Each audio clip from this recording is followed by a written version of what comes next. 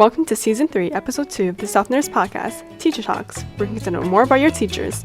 I'm Lily Wu. And I'm Sarah Sun. And in this episode, we interviewed Mr. Moyal, a social studies teacher here at Grand South High. Hi, Mr. Moyal. Thank you so much for agreeing to do this interview with us today. So we have a few questions for you. So firstly, could you briefly introduce yourself? My name is David Moyal, and I've been teaching here for 22 years. And I've taught American history, AP Gov, AP Psych, civics, criminology. So I've been here for a while, and I've taught a lot here. So what made you want to become a teacher in the first place? Well, it was kind of the family business. My mom was a teacher, and I can remember being a kid and just grading papers for my mom. And it's not like I found that extremely gratifying and said I have to do this one day. But when I was in high school, I was like an art kid. I used to be down in the drawing center a lot, like the art center. And I was pretty good at it. So I thought that's what I would do in college. So for the first 2 years of college, I went for an art degree. I went to FIT, and then I transferred there. And I ended up getting an associate's in fine arts, and then realized that I didn't want to do art anymore. It was like the mid-90s, and they took away my pencils and gave me a mouse and said, draw. And I found no gratification and had no skill in that. But I had to shift gears, so I ended up taking a year off and moving to Colorado, working on a ski mountain, then regrouping and coming back and getting into teaching. So teaching wasn't a first love of mine, but I found that when I was an undergrad in college, I was explaining things to a lot of kids a lot, especially in history and social studies, so it seemed natural. So do you think that your previous interest or your previous experience in art influences your teaching in any way today? I used to more. You know, I used to draw on the board a lot, but it was before we had smart boards, so if I needed a map of the world or the United States, I would just draw one in. Wow. Kids would say, wow, that's pretty good. It's like, you know, I'm trained. I had art lessons, but not so much anymore. I miss it though. You know, art gave you that opportunity to like put in these all-nighters and like you kind of step back from your work and you go, holy cow, did I just do that? And you know, I kind of miss doing that, but teaching's fun. Do you plan on going back in any way?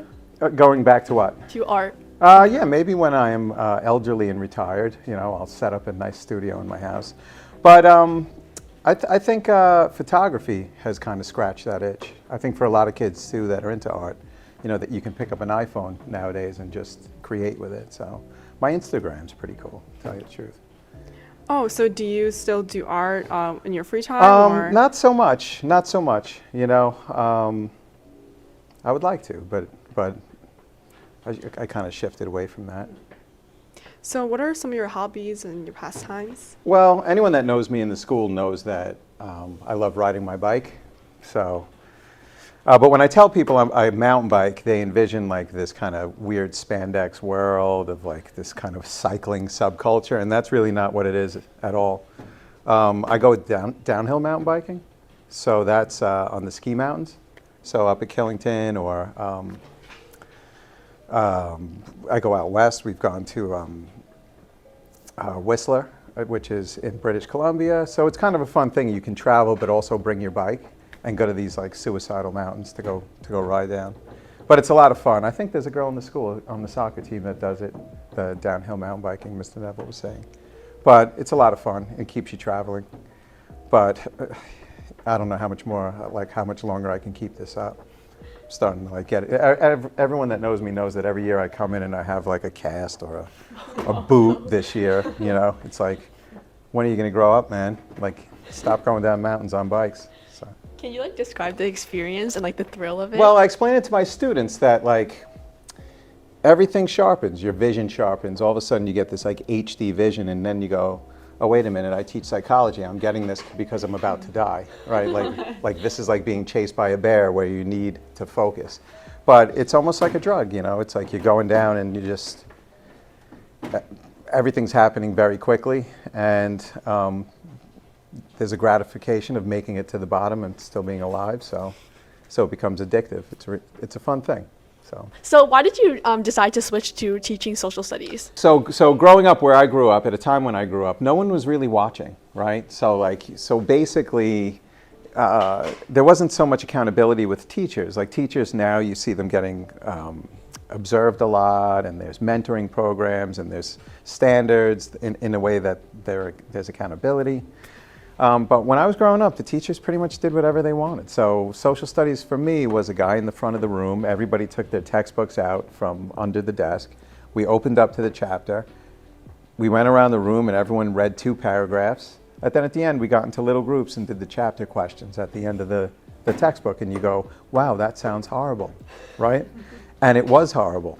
So it's amazing that I liked social studies at all. But I liked reading history. I liked looking at law. So when it came time in college and I had to regroup from being an art major, I went into history. And I always loved teaching history. But now here I am, like 20-something years later, and I don't teach history anymore, but I'm able to teach AP Psych, which was fantastic that I was able to get into that. And also AP Gov, which in today's political climate is actually a pretty fun and really important class to teach. Out of all these classes, which one is your favorite? Which one do you find teaching is the most rewarding? I feel like I like talking about government and politics the most.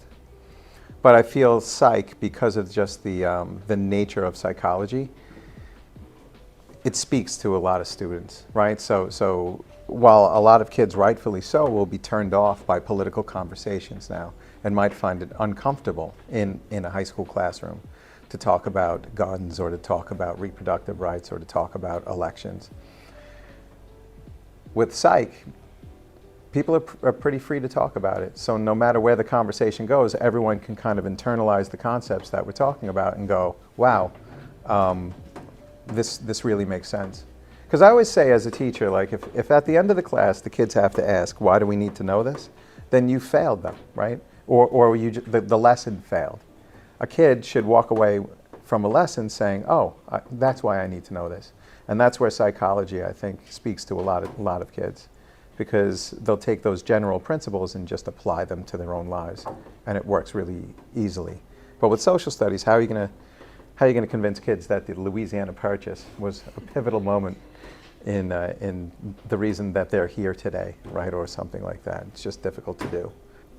So given how you maybe received a really strict kind of a structure of education. I wouldn't say it was strict and structured. I would say the teachers were lazy, and despite that, I was still able to form a love for a subject and go off into college and be challenged, So what are you doing right now in your classroom that's maybe different from that? Well, we're certainly not sitting with books under our desks and reading, 2 paragraphs apiece until we get to chapter questions.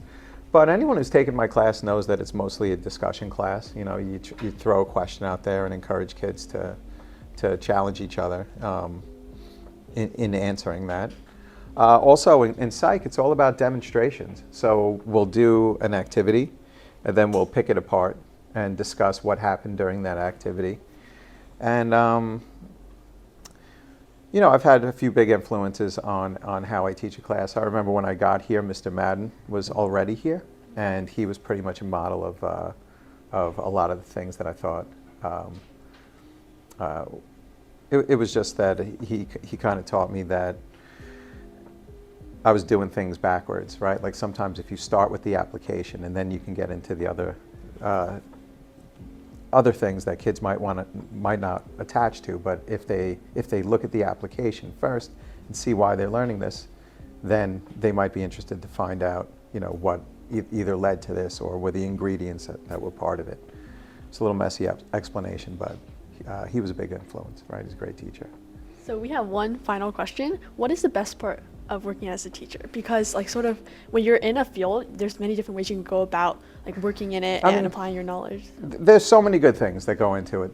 The first thing I like about this profession is there's a beginning and an end every year, right? So it's a cycle. I've been in high school for the past 26 years, right? It's incredible. But just like you guys have this kind of school year where there's a start and a finish, the same thing goes with us. So there's something always to look forward to, right? Summer vacation. I think of my friends that have real jobs, right? And, they get 2-3 weeks off a year. But for that, and, they scatter it just randomly throughout their career in different spots. But with teaching, there's a cycle. There's a beginning and an end. And, you know, over the course of a year, you might get to know kids really well, and you might be sad to see them go, but there's always a new batch that comes up. And that doesn't mean that we forget about you guys, right? Maybe some, okay? But for the most part, we remember a lot about all the students we've had. But, you know, there's that cycle next year where you're going to start with a whole new batch of kids that you don't know, and it's pretty awkward in the beginning, and then throughout the year you get to know each other, and then we send you off. But I also like that I teach the back half of high school. I think that's that's fun. Kids are, you know, should be more mature at that point, right? The topics that we talk about are more mature and relevant, to me at least. So I've always enjoyed teaching 11th and 12th graders. All right, that's amazing. Thank you so much. That's all for our interviews today. Thank you so much, Mr. Moyal, for being here with us. Thank you. This podcast is brought to you by The Southerner, Great Neck South High's newspaper. It is hosted by Sarah Sun and Lily Wu, directed by Amelia Liao, and edited by Janice Lee.